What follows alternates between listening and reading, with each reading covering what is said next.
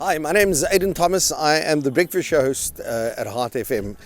Today we start a series of conversations. These are not easy conversations. They are just downright brutal in some cases, but they are very necessary. It's all part of 16 days of activism for no violence against women and children. They're the most vulnerable in our society, and they are under increasing attack by men. It's important to have these conversations. And this morning we've come to Balha to meet up with Phillips. She has fast become a living legend on the local music scene. She is a superior songwriter. She is a superior vocalist, guitarist. She has an incredible musical story to tell, but also has a very horrific and brutal personal story that she's now wanting to share. She's speaking out more comfortably about how she was brutalized as a young girl and on into her early womanhood. Let's hear her story. Let's find out what she has to say.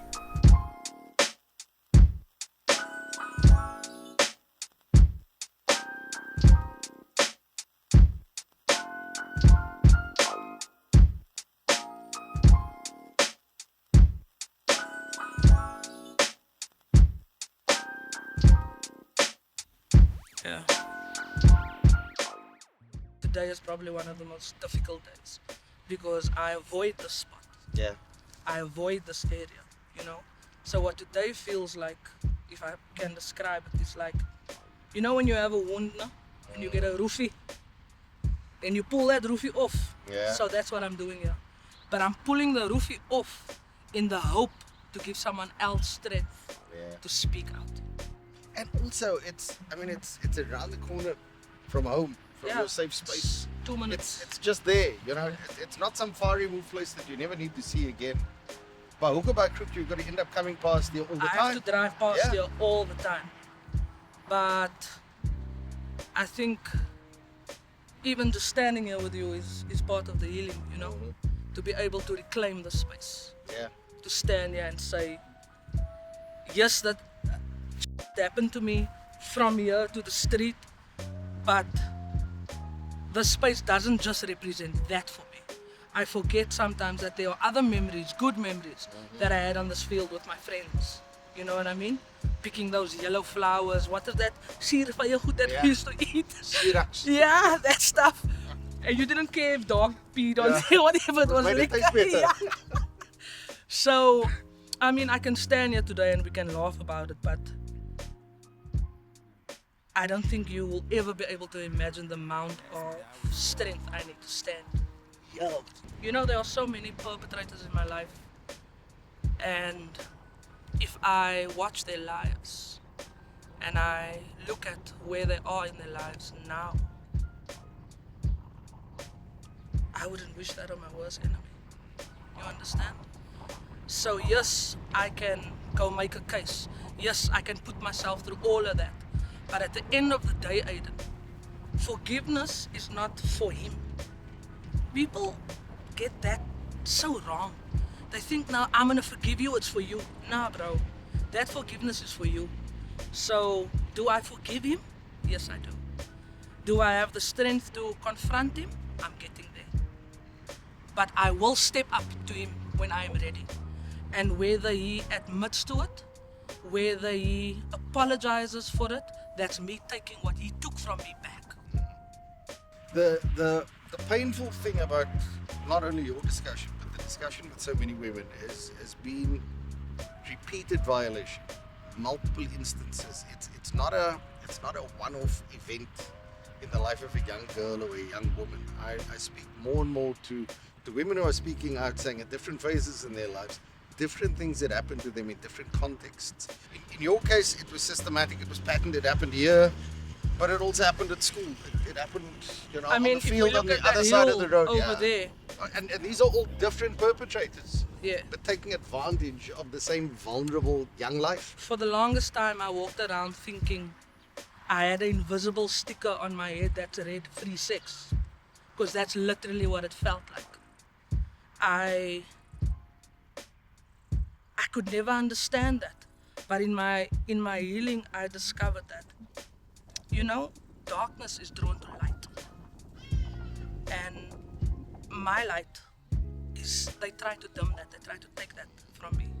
But you see, Aiden, I have a purpose and I have a gift and I have a story. And if all of that is unfolding in this. You understand? So me speaking out, me taking the listeners and the viewers and my crowd and your crowd on this journey is, like I said before, it's the hope to give other people strength to do the same thing. This is not a, okay, whoop, I'm speaking out, I'm fixed now. Nah, bro. I haven't slept in 24 hours. That was just the anxiety I had because I had to come here today. I had to scratch that wound open again.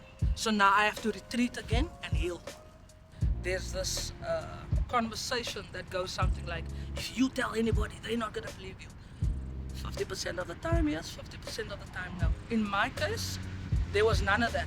You just instinctively know to keep quiet. If I look back on my life, when I was young, I tried to push it down. I tried to push it away. I tried to numb it with different things. I tried to numb it with partying, with sex, with anything I could think of just to take it away. But that just makes it worse. That just feeds the demon. So I think if younger girls can see the older woman now speaking their truth, they can learn from that and make better decisions. Go find help. Speak out. It is not easy to... It's so like... But why didn't you just say anything? Hoe kan jy nie gesê nie? It's really not just... It's not that. You shut down as a person. You know? You can't like... With rape even, it is not so much the sex. It's the power thing. You know what I mean? So I feel like that's the only way that we're gonna bridge that gap is by ripping our scars open. I don't want to destroy silence. I don't want to break silence. I want to eliminate it. A couple of days ago, I get a call from someone who's really near and dear to me. And she got the courage from hearing my story to share her story with me. And she said to me, you know, Claire, when I was younger, I told my auntie. And I was like, so what did you could say on help me? She said to me, ek moet niks sê nie. And I said, bang, raak. Or if I'm scared while this is happening, I must go sit in the black sand in the crib and wait for her to come out of work. Are you kidding me, Aiden? Are you kidding me? A kid comes to you and says, auntie, uncle, mommy, daddy, this dude is doing this to me. And your first response is, moet niks sê nie. That same person then went on to molest other people in the family. So, all of that he destroyed, when the family should have come together, taken that boy and sent him for help and got to the root and the source. Somebody once explained it to me that we perhaps lose sight of the fact that our mothers, our aunts went through exactly the same thing growing up, and they live with that shame of not speaking out. When it happens, the ones they should take care of, they almost default to themselves first. If this child speaks out, my story could come out, and I don't want that. So we have a generational mindset where this is not a new thing.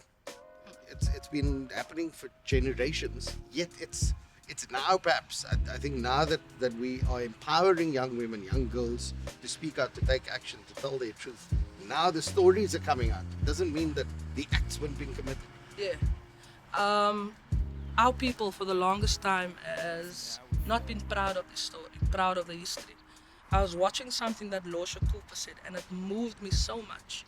You know, people are quick to call colored people dronkies and drug addicts and 8 feet tanden and hulle is die and hulle is die. But did you ever stop and think where that came from? Did you ever stop and think how that came about? Alcohol was introduced to us as a means of control, as a means to get you addicted and then take your land. Mandrax was systematically introduced into the Cape Flats. Van hulle wil gehê dat ons moet ons uitroei. So if people can understand that and deal with that aspect, I think there's a lot of change. I think my generation of people that I'm connecting with now is the stimulus that is going to create that change. Because there is a certain pride that comes with being a Cape Coast, for me at least. But before you call me a donkey, before you point fingers, take a minute, step back, think about that person's story. Everything in life is not as black and white as it seems. Black and white. You know what I mean? There's a lot of grey area in this thing we call life.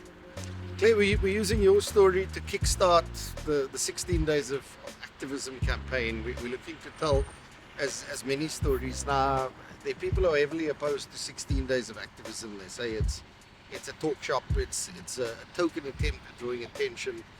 What does that mean for you, though? You've accepted the invite. You understand there's a sustained campaign to raise the awareness. People are saying we need this on an ongoing basis, but I mean, at the same time, if you repeat the message too often, it falls on deaf ears. So maybe that focused campaign is what's needed. But what are you? I mean, apart from telling your story, what are you wanting people to know? What are you wanting young girls, young women to know? A couple of months ago, I thought about the 16 days, even the August Women's Month. And I thought about, to me, before I understood, I was one of the people that said that. I was one of the people who said, yeah, why do it for 16 days out of 365 days? And you only want to focus on 16 days. 16 minus 365 is hoeveel? Wat ek weet nie hoeveel dit is. But it brings the number down. You understand? So for in these 16 days, we can impact as many people as possible. We're onto something. It doesn't mean that after the 16 days, my activism stops. No, I go on. You understand? When it's next year August come and it's women again, I hit you hard again. Because you will know who I am, you will know my story, and you will know my sisters, and all my mothers, and the wives, and the daughters' stories. Moet ook hierdie boys weggooi nie, right? Because there is this thing that it only happens to girls. There are so many little boys who are broken and being molested, and the shame that, and I'm not saying that the shame is more for a man or for a woman, but for a boy child, you take that manhood away. You take that from someone. How do you do that? Like, what's wrong with you? Is there something wrong with your moral compass? Because people say you taught right and you taught wrong, but I believe you have an instinctive. You know. You know what is right and what is wrong. Can't deny that you know. Yeah, you know what you're doing, man. But fuck, I don't know. But this is a start. Yeah. At least it's a start. We have to start somewhere. Sometimes there's so much conversations and meetings. 2-3 years before something gets done. We have 16 days. We committed to the 16 days. Let's use the 16 days to impact people the way we need them to be impacted. Her name is Claire Phillips. She tells a brutal story, but tells it powerfully. And that's what we're hoping to do over the course of the next 16 days. It's important to speak out, but it's important for those who sadly have been through this to model the way, to talk about the importance of speaking out and also just to share their story, to give courage to those who are dealing with exactly the kinds of things we're talking about today. So join us at Heart FM over the course of the next 2 weeks and a bit more as we keep chipping away at this festering wound in our society.